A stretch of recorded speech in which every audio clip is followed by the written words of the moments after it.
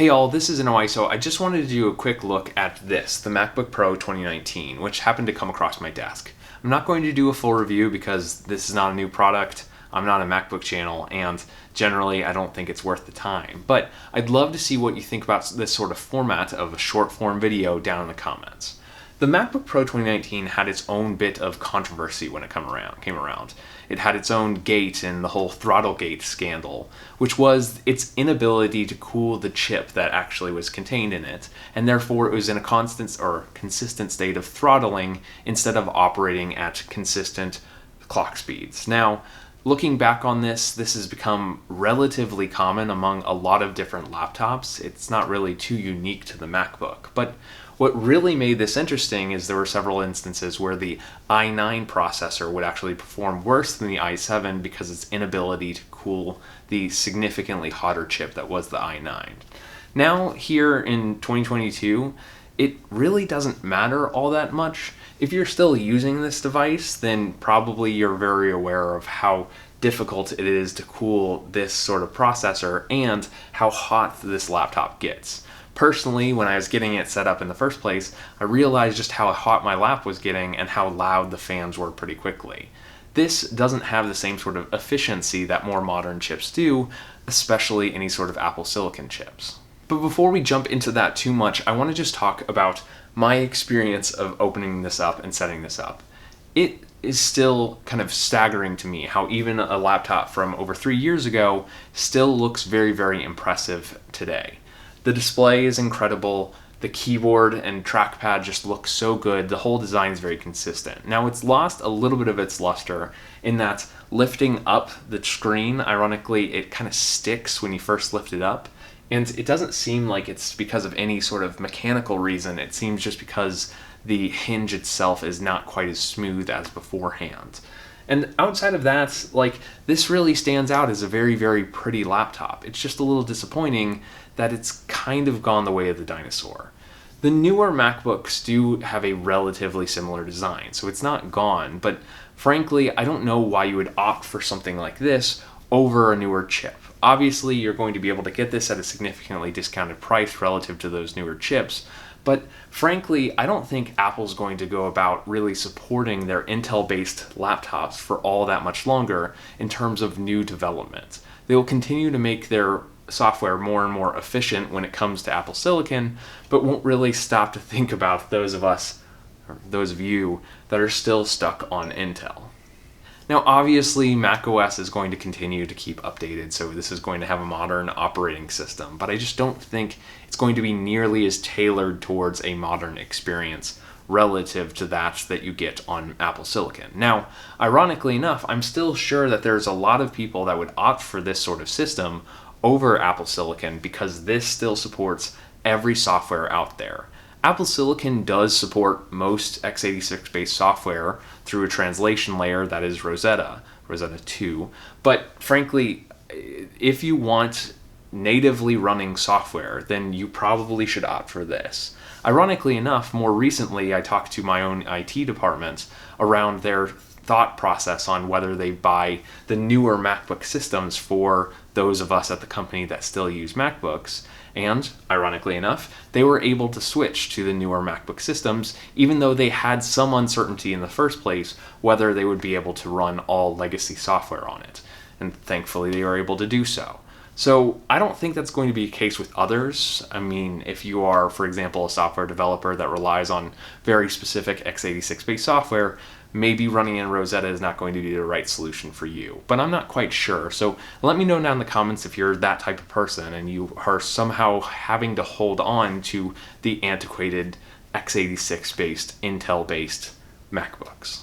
Now, one other thing that differentiates this from newer MacBooks is the keyboard. This does have the touch bar, but I have used that on the newer MacBook Pro M1.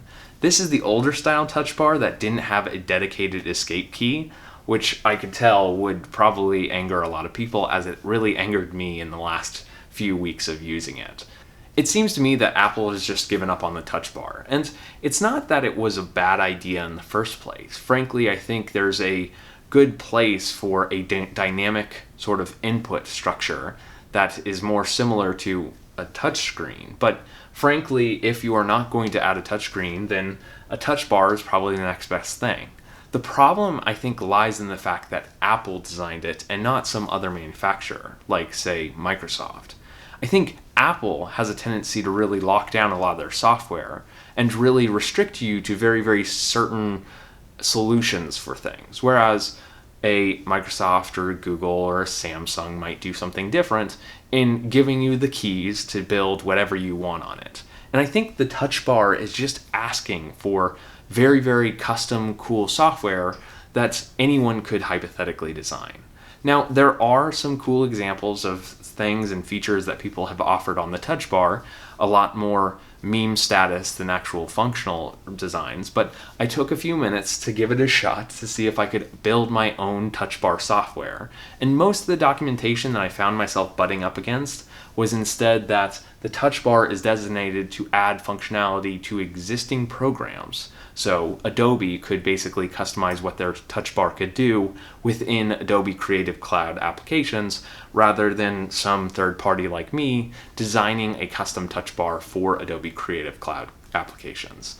That was disappointing for me because one of the biggest reasons why I'd want the touch bar is specifically to scrub videos within Premiere Pro. And while it is kind of a feature, it seems that Adobe is no longer putting a lot of developer effort into customizing software for the touch bar, which makes sense because it seems that Apple is no longer actually going to include it in future MacBooks. Below the touch bar, you get to the keyboard, which frankly, I am starting to realize why people hated these keyboards so much.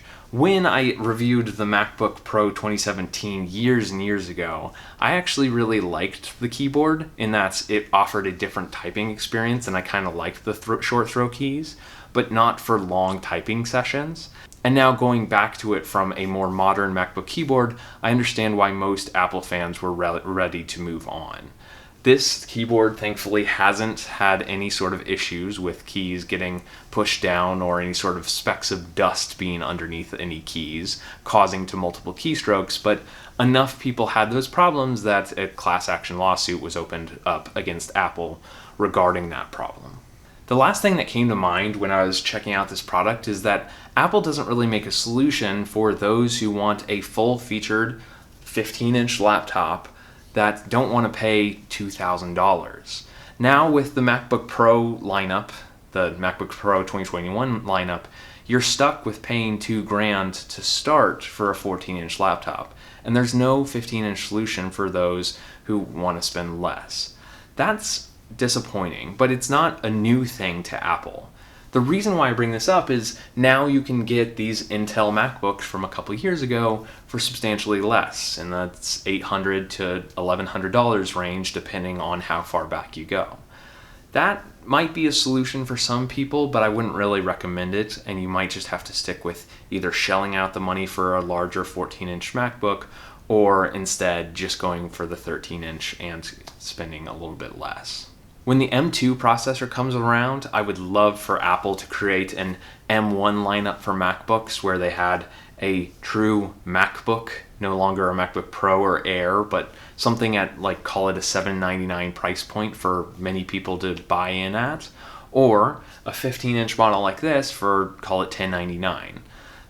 There's rumors that there's a bigger iPhone regular 14 that is going to be a solution for those who don't want to pay for a Pro but want a bigger screen. That's a rumor, but I'm not sure if it's going to happen. I'd love to see Apple do the exact same thing with this, but I doubt it's going to happen. MacBooks have always been able to retain value for quite some time because they are very, very premium devices. But from my perspective, I can't look at this and see anything but what will eventually be waste. There's nothing about this machine other than that premium design that draws me in the same way that I would be drawn in by Apple Silicon-based MacBooks. I would prefer my M1 MacBook Air, which is, 13-inch screen, over something as big and beautiful as this, just because I have more faith that the chip is going to continue to be supported and the performance is going to be substantially better without a massive fan. But what do you think about this old MacBook Pro? Do you think it still has a lot of value in it? Do you think Intel Macs still have a place in the market? Or do you think we are likely to just move on and only see Apple Silicon-based Macs in the future? Let me know down in the comments. If you like this video, be sure to like, get subscribed, tell me what you think about the new formats, and I will catch you in the next one.